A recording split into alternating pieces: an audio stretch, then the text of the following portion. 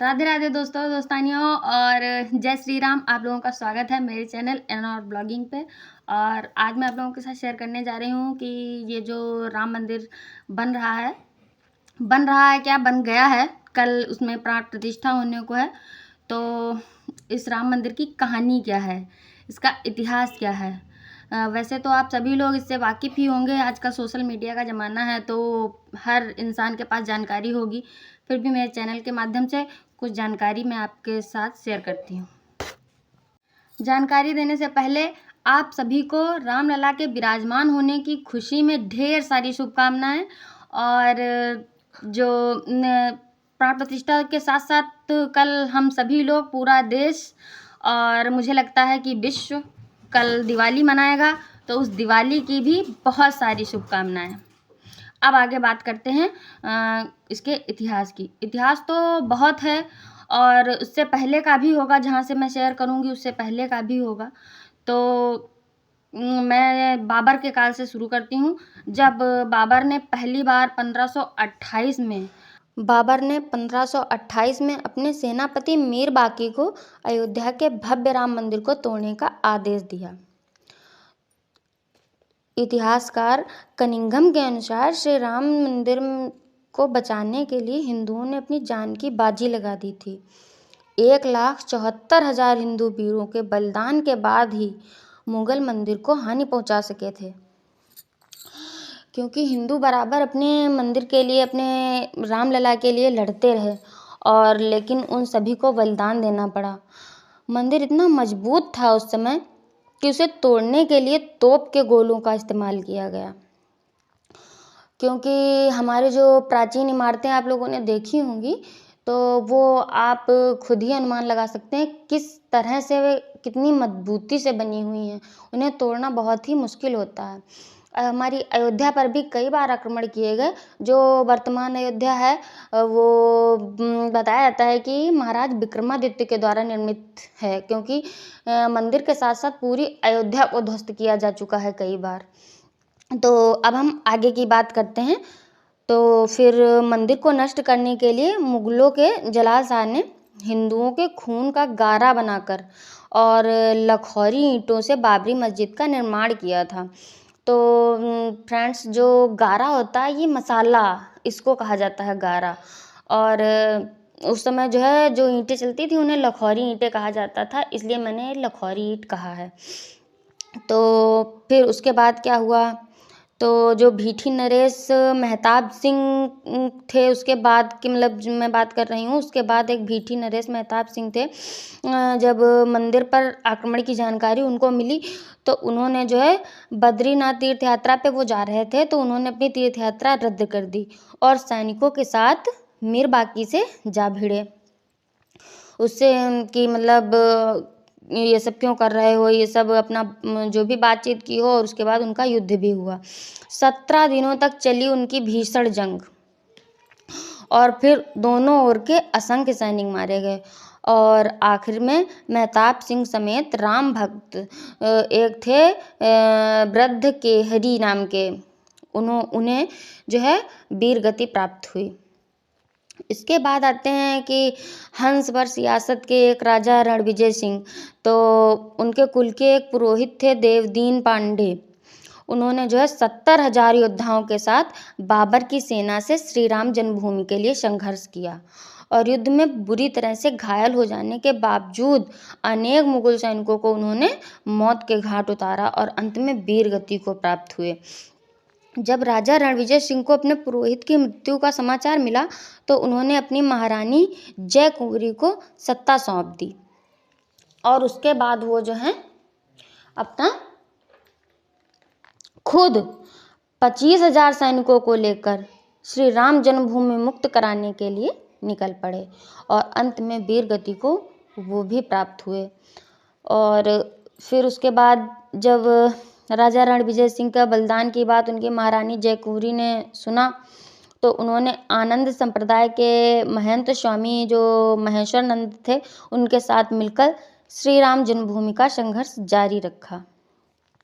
जो स्वामी महेश्वर नंद जी थे उनके नेतृत्व में मठों, मंदिरों और अखाड़ों के असंख्य नागा संप्रदाय के लोग और गौरसपंथी, दिगंबर, निर्मोही, निर्मल, निर्वांशी, साधु, संत सब जो हैं इकट्ठे हो गए और उन्होंने भी अस्त्र शस्त्र उठा लिए और शत्रुओं पर उन लोगों ने जो है छापा मार युद्ध नीति अपनाई। मीर बाकी इतना डर गया कि वो तुरंत जो है ताशकंद नाम का एक वो राज्य था, वहाँ भाग गया। फिर उसके बाद मीर बाकी तो चला गया। उसके बाद आ जाता है हुमायूं का काल। तो हुमायूं के काल में भी जो है महारानी जो जयकुंवरी थी और स्वामी महेशानंद जी लगातार संघर्ष करते रहे। इन्होंने 10वें युद्ध में सफलता प्राप्त की। तो जब 10वें युद्ध में इन्हें सफलता प्राप्त हुई, श्री राम जन्मभूमि के 2-3 सालों तक मुगलों से जो है उस समय मुक्त रही। जब इन्होंने जो है 10वें युद्ध में सफलता प्राप्त की उसके बाद तो बाद में जो है दोनों योद्धा जो है मुगलों की विशाल सेना से लड़ते हुए वीर गति को प्राप्त हुए। कौन दोनों योद्धा? जो महारानी जयकुंवरी और स्वामी महेशानंद जी थे। उसके बाद आ जाता है काल जो है अकबर का। तो अकबर का काल तो ये हम बता दें कि जो 10वें युद्ध में जो इन्हें सफलता मिली उसके बाद राम जन्मभूमि 2-3 साल तक मुक्त रही। तो उसके बाद भी जो है मुगलों ने युद्ध किया। तो उसके बाद फिर वो पराजित हुए, तब वो दोनों योद्धा जो हैं वीरगति को प्राप्त हुए हैं। अकबर के समय कोयम्बतूर से आए रामानुज संप्रदाय के स्वामी बालक राम ने श्री राम जन्मभूमि को मुक्त कराने के लिए 20 युद्ध लड़े। बाद में बीरबल और टोडरमल ने अकबर से आग्रह किया कि जो है यहाँ पर मंदिर बन जाने दीजिए, और जो भी उन्होंने आग्रह किया हो, फिलहाल पूरा आग्रह तो मुझे नहीं पता है, फिर छोटा सा मंदिर बनाने की अनुमति अकबर दे देता है उन दोनों के कहने पर। तो शाहजहाँ के काल तक उस मंदिर में निर्विघ्न पूजा होती है। उस छोटे से मंदिर में 90 साल तक निर्विघ्न पूजा होने के बाद औरंगजेब ने अपने सलाहकार जाबाज खां को सेना समेत मंदिर नष्ट करने के लिए भेजा। अयोध्या के अहिल्या घाट पर परशुराम मठ था, वहाँ बाबा वैष्णवनाथ रहते थे। उनके साथ चिमटाधारी साधुओं की एक विशाल मंडली थी। इन्होंने चिमटा और त्रिशूलों के साथ मंदिर की रक्षा की और जाबाज खां को उल्टे पांव भागना पड़ा। भाई, हमारे साधु संत भी कोई कम नहीं है और बहुत लोगों ने बलिदान दिया है हमारी राम जन्मभूमि के लिए। तो इनका सबका वर्णन कर पाना तो बहुत ही मुश्किल है।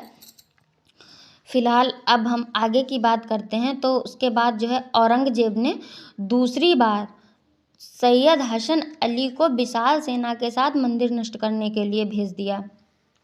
फिर बाबा वैष्णवनाथ जो थे वो जो हैं वैष्णवदास समय रहते हुए उन्होंने अपना दिमाग लगाया और गुरु गोविंद सिंह जी के पास पहुंच गए और उनसे जो है बातचीत की। तो वे जो हैं गुरु गोविंद सिंह सेना समेत मंदिर की रक्षा के लिए अयोध्या पहुंच गए। उन्होंने साधु सेना के साथ मिलकर के, जो साधु सेना थी जिन्होंने त्रिशूल और चिमटा से लड़ाई की थी, उनके साथ मिलकर मुगल सेना को धूल चटा दी। हसन अली सआदतगंज के मोर्चे पर मारा गया। सआदतगंज में जो मोर्चा हुआ उसमें वो मारा गया। 1664 में औरंगजेब ने फिर एक विशाल सेना मंदिर तोड़ने के लिए भेजी, लेकिन तब तक गुरु गोविंद सिंह भी लौट चुके थे। वो चले गए, इतने दिन तक कौन रुकता है एक जगह पर।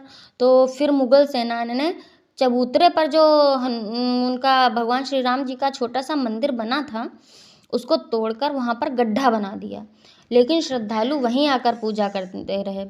इसके बाद अमेठी के राजा गुरदत्त सिंह और पियरा के राजकुमार सिंह नवाब सआदत अली से श्री राम मंदिर के लिए संघर्ष जारी रखते रहे और हिंदुओं के लगातार हमलों से तंग आकर नवाब ने पूजा और नमाज दोनों की अनुमति दे दी। आज़ादी से पहले एक अंग्रेज सिपाही अब्दुल बरकत ने फैजाबाद जिलाधिकारी के सामने जो है बयान दिया कि जो है 22-23 दिसंबर 1941 के करीब रात के 2 बजे मस्जिद के अंदर हल्की सी रोशनी देखी और उसके बाद वो जो रोशनी थी वो सुनहरी हो गई। इसके बाद घुंघराले बालों वाला एक 4-5 साल का बालक, जिसको देखकर वो बहुत हैरान हो गए थे और उन्होंने अपने बयान में कहा कि जिसको देखकर मैं बहुत हैरान हो गया। थोड़ी देर तो मैं उन्हें ही देखता रहा और फिर क्या देखा कि मंदिर के मुख्य द्वार का ताला भी टूटा हुआ है और मस्जिद में हिंदुओं की भीड़ आ गई है और हिंदुओं की भीड़ ने एक सिंहासन पर मूर्ति रखकर उसकी पूजा की है। ऐसा उन्होंने अपने बयान में कहा। तो राम मंदिर के आंदोलन के दौरान मुलायम सिंह यादव जी ने भी कहा था, एक विवादित बयान दिया था जिसमें कि विवादित ढांचे पर परिंदा भी पर नहीं मार सकता है, उन्होंने बयान दिया था। 30,000 से ज़्यादा सुरक्षाकर्मी अयोध्या में तैनात किए, लेकिन कोलकाता के कोठारी बंधुओं ने मुलायम सिंह के दावे की हवा निकाल दी। 23 साल के राम कुमार कोठारी और 20 साल के शरद कोठारी राम मंदिर के प्रति इतने समर्पित थे कि 200 किलोमीटर का रास्ता उन्होंने पैदल ही तय कर लिया था, क्योंकि अयोध्या पहुंचने वाले सभी साधक रोक दिए गए थे उस समय। और 30 अक्टूबर 1990 को विवादित ढांचे पर सबसे पहले चढ़ने वाले शरद कोठारी थे और फिर उनके बड़े भाई राम कुमार कोठारी भी ढांचे पर चढ़ गए और चढ़ने के बाद उन्होंने क्या किया, भगवा ध्वज लहरा दिया। और 30 अक्टूबर 1990 को, उसी दिन मतलब जिस दिन वो लोग चढ़े थे उसी दिन विवादित वो ढांचे से सीआरपीएफ के जवानों ने उन्हें पीट कर दोनों भाइयों को वहां से खदेड़ दिया। श्री राम मंदिर के पक्ष में सुप्रीम कोर्ट का जो फैसला आया है, उसके बाद अयोध्या और उसके आसपास के 105 गांवों के सूर्यवंशी क्षत्रिय परिवारों ने 500 साल बाद सिर पर पगड़ी और पैरों में चमड़े के जूते पहनकर अपने प्रण को पूरा किया है। दरअसल बात ये थी कि उनके पूर्वजों ने 19वीं सदी में मंदिर बचाने के लिए मुगलों से युद्ध लड़ा था, लेकिन वे युद्ध हार गए थे। आपको बता दें कि ठाकुर गज सिंह के नेतृत्व में मुगलों से जंग हुई थी। इस जंग में ठाकुर गज सिंह हार गए थे। हारने के बाद गज सिंह ने श्री राम जन्मभूमि पर कब्जा होने तक पगड़ी और जूते ना पहनने की प्रतिज्ञा ली थी। इसी प्रतिज्ञा का पालन करने उनकी जो है आने वाली पीढ़ी, उसने भी उनकी प्रतिज्ञा का पालन किया और श्री राम जन्मभूमि के लिए हिंदू समाज ने 78 धर्म युद्ध लड़े। हिंदू समाज ने श्री राम जन्मभूमि के लिए कितने 78 युद्ध लड़े, जिसमें 3,50,000 से ज़्यादा हिंदू वीरों ने अपने प्राणों की आहुति दे दी और इससे ज़्यादा भी हो सकते हैं, लगभग मैं बता रही हूँ।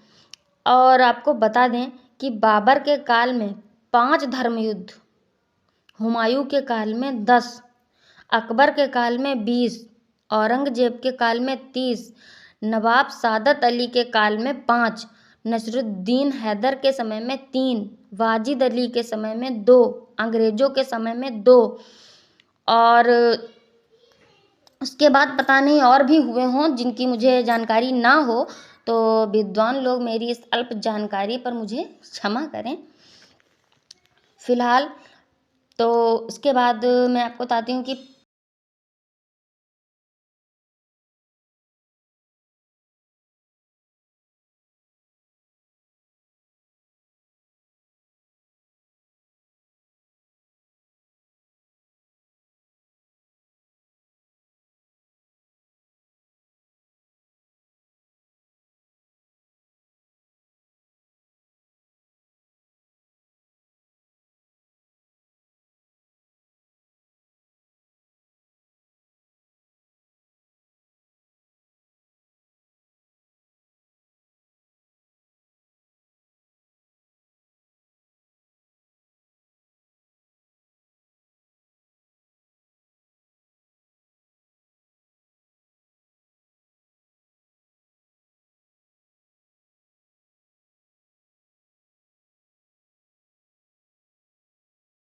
5 अगस्त सन 2020 में प्रधानमंत्री नरेंद्र मोदी ने राम मंदिर के लिए शिलान्यास कर दिया था और उसी दिन से राम मंदिर के जो है निर्माण के लिए नींव पड़ गई। 500 साल से चले आ रहे हिंदू समाज के सतत संघर्ष के बाद अयोध्या में आज भव्य राम मंदिर बन गया है। हालांकि मंदिर अभी पूर्ण रूप से नहीं बन पाया है, लेकिन इतना तो बन ही गया है कि उसमें प्राण प्रतिष्ठा हो सके।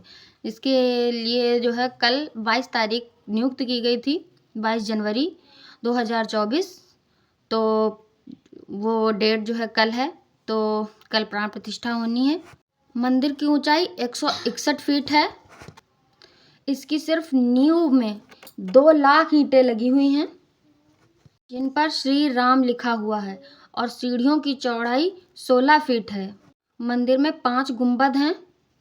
पूरा मंदिर 360 पिलर पर टिका हुआ है और मंदिर में 108 फीट की धूप बत्ती लाई गई है। राम मंदिर में जो है भव्य श्याम शिला से पे निर्मित भगवान श्री राम की मूर्ति स्थापित की जाएगी, क्योंकि भगवान श्री राम का शास्त्रों में वर्णन श्याम वर्ण में किया गया है, इसलिए उनकी मूर्ति को श्याम शिला पर बनाया गया है। जानकारी अच्छी लगी हो तो चैनल को लाइक करें, सब्सक्राइब करें और वीडियो को शेयर करें। जय श्री राम।